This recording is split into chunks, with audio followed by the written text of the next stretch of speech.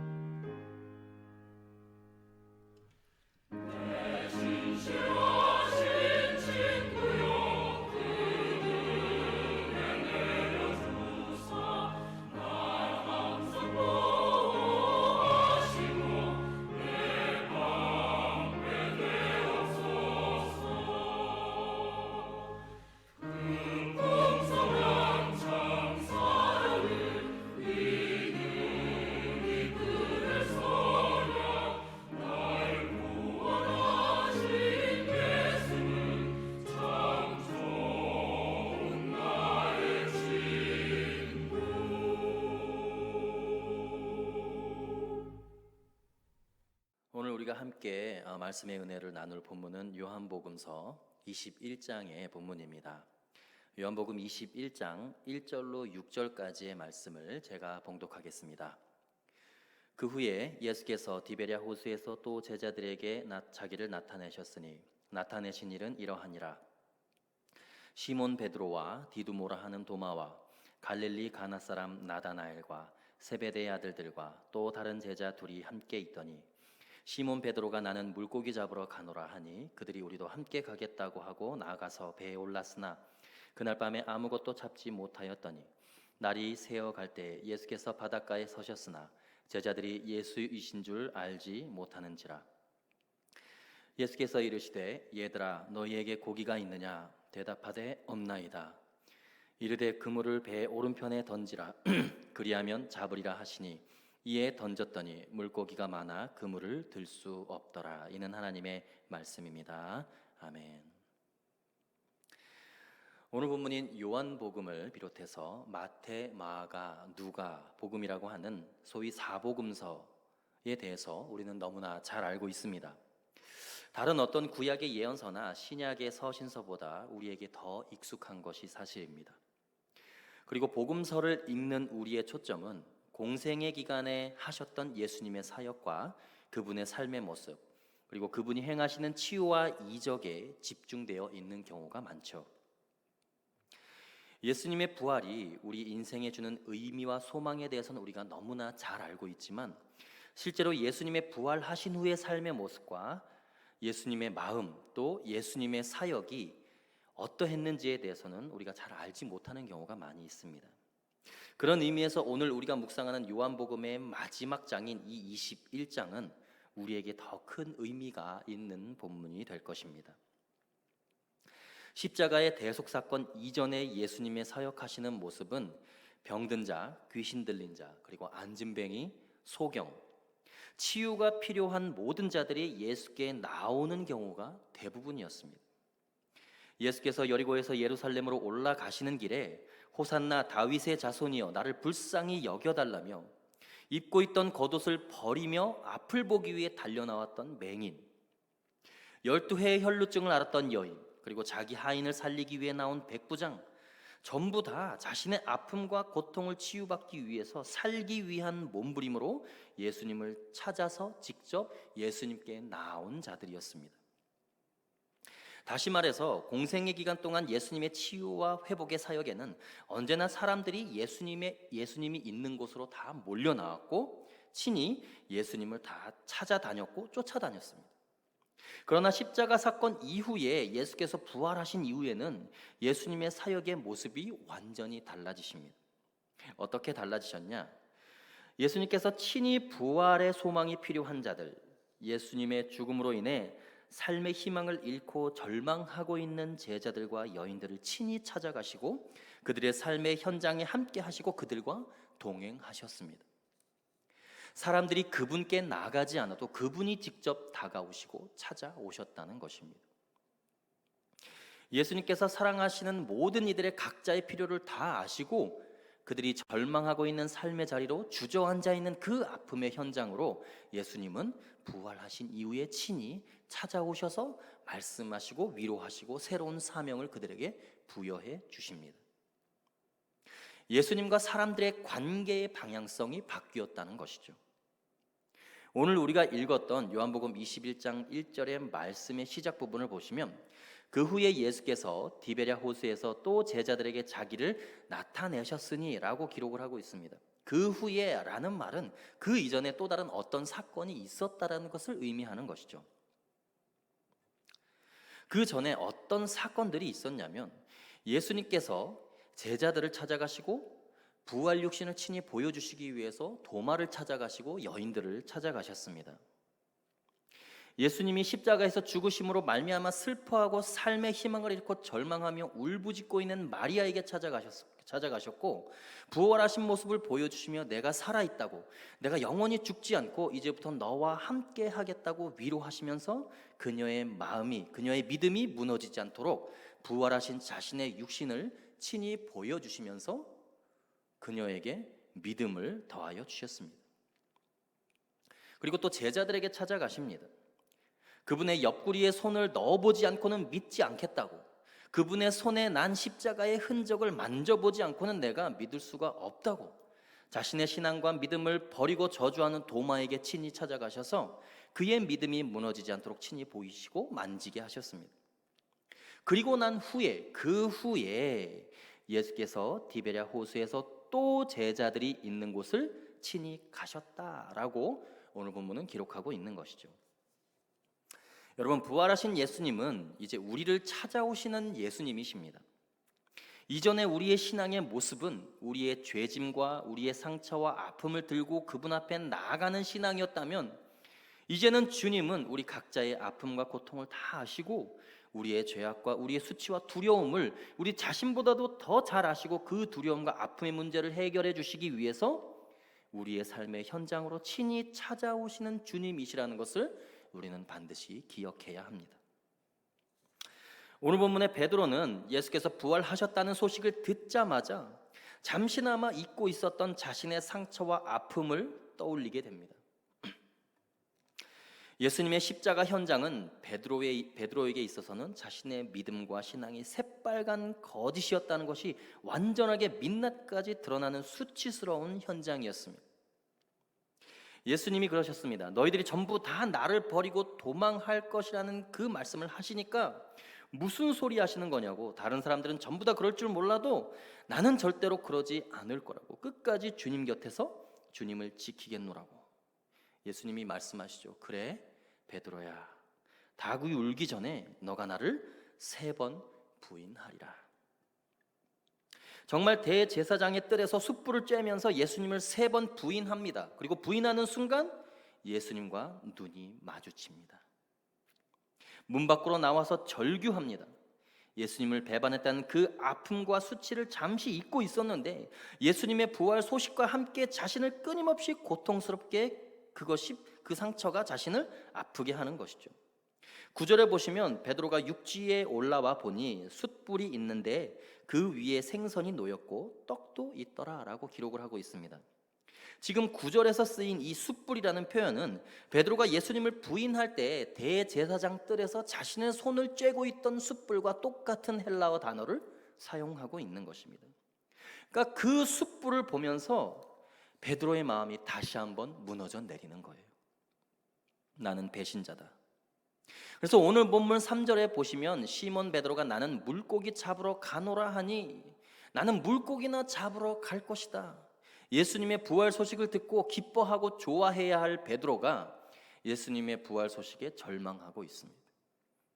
나는 그냥 물고기나 잡으러 가야겠다. 예수님의 부활 소식이 점점 사실로 드러나면 드러날수록, 부활의 사건이 자기와 점점 더 가까워지면 가까워질수록 예수님을 배신한 그 배신의 상처가 가시가 되어서 자신을 아프게 하는 거예요.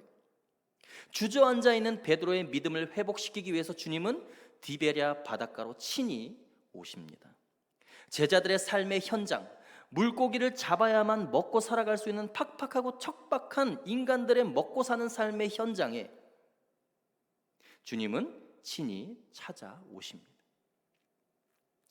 주님은 자신을 3번 부인했던 베드로에게 정확하게 3번의 물음으로 그의 마음을 완벽하게 치유하시고 그의 믿음을 회복시키십니다.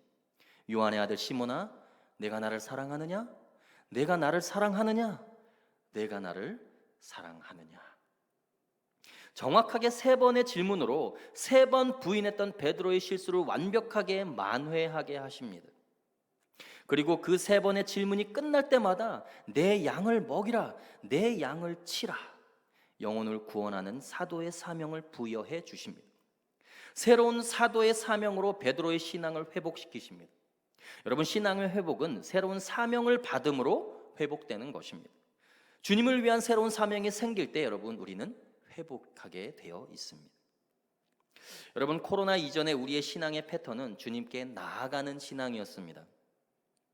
주님을 찾고 부르짖고 또 찾는 그런 신앙의 패턴으로 우리는 살아왔어요. 그렇게 부르짖고 찾았지만 우리의 삶의 모습은 여러분 절대로 변하지 않았죠. 성전에서 주님을 찾고 예배하는 만큼 우리의 삶의 현장에는 주님이 계시지 않았습니다. 똑같은 죄 또 반복 지으면서 살아가고 있었고 그리스도인이 아닌 것처럼 우리는 살아왔습니다. 주님께 나오지만 변하지 않는 우리의 죄성과 우리의 연약함 때문에 주님은 늘 우리의 삶의 현장에는 계시지 않았습니다. 결국 우리는 이사야 선지자가 선포한 대로 너희가 입술로는 나를 공경하지만 마음으로는 내게서 멀도다. 입술로는 주님을 예배하지만 삶의 자리에서는 주님이 계시지 않는 삶을 살아왔도다. 그렇게 살았기 때문에 그 마지막 종착점인 바로 지금 코로나 시대 한복판에 우리는 서 있는 거예요. 코로나 이후의 시대에는 주님이 우리의 삶의 현장에 찾아오시기로 작정하신 거예요. 늘 죄악에 무너지는 우리의 연약한 모습 때문에 오늘 본문의 베드로처럼 배신자의 모습으로는 도저히 부활하신 주님을 대면할 수가 있는 용기가 없기 때문에 이제부터 주님은 우리의 먹고 사는 척박한 삶의 현장, 삶의 자리에 친히 찾아오셔서 우리와 함께 조반을 드시고 그동안 우리가 죄 지으면서 주님을 배신하고 십자가에 못 박았기 때문에 영원히 고통스러워하는 우리를 회복시키시기 위해 우리에게 새로운 인생의 목적과 삶의 이유 그리고 새로운 그리스도인의 사도로서의 사명을 주시기 위해서 주님은 매일매일 우리 각자의 삶의 현장으로 찾아오시기로 결정하셨습니다. 그분이 우리 주님이십니다. 여러분, 우리는 이 코로나 시대에 이것을 반드시 명심해야 합니다.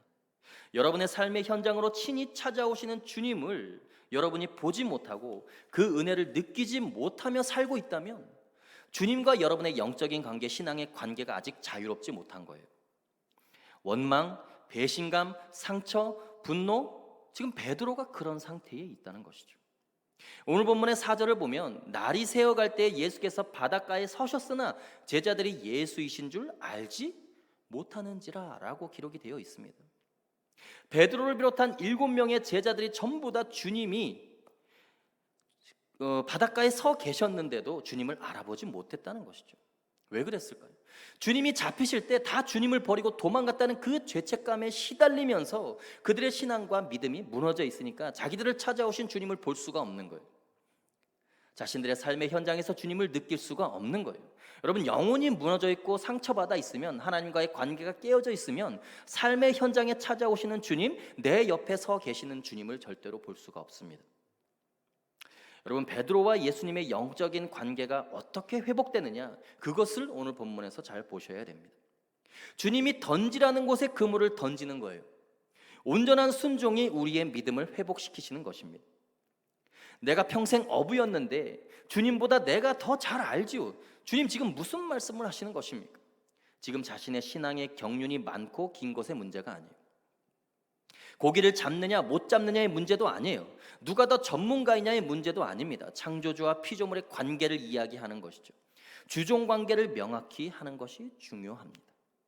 코로나와 함께 우리가 얼마나 더 긴 시간을 보내야 할지 모르겠습니다. 여러분, 지금 상황에서는 방법이 없습니다. 우리가 대면하면서 성전에서 주님께 마음껏 예배할 수 없기 때문에 우리의 삶의 현장에서 각자 주님을 예배하면서 주님을 우리의 삶의 자리로 초대해드리는 믿음의 노력이 필요합니다. 그러기 위해서 여러분들의 시간도 내어드려야 하고요, 여러분의 공간도 내어드려야 합니다. 여러분의 마음도, 여러분의 중심도 주님께 내어드려야 합니다.